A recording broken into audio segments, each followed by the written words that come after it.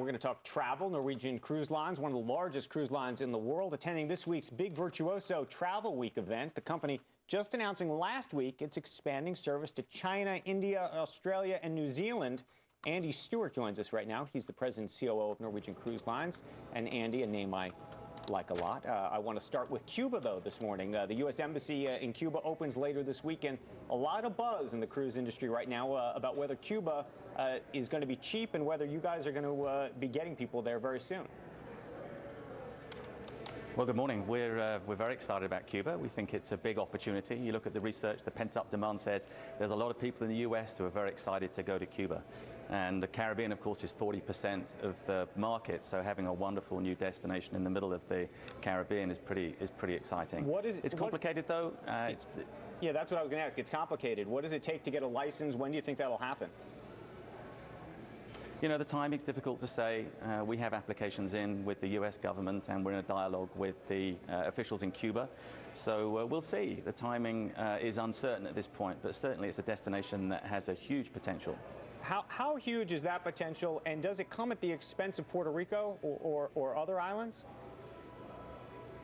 No, we don't think so. We think the Caribbean's a large destination. There's a lot more capacity coming into the industry. So we think this is a new engine for growth, something that really is going to get consumers excited again, bring people back who've sailed in the past, and also bring in some new people who haven't cruised who are excited about a new destination. So we think this is all about growth.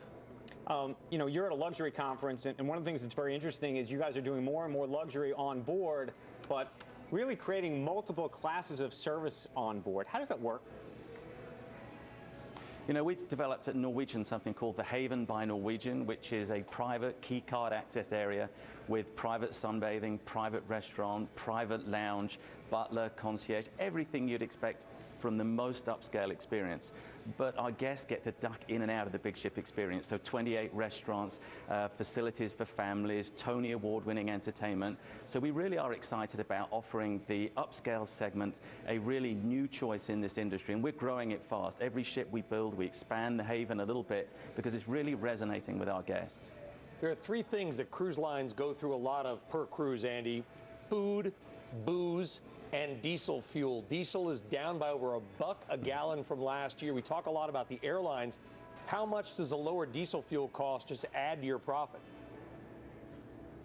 It certainly helps. As you say, we have three items we spend a lot of money on, and fuel is one, and lower fuel costs are certainly a positive for our industry. Okay, Andy Stewart, we're going to leave the conversation there. We appreciate your time this morning. Thank you.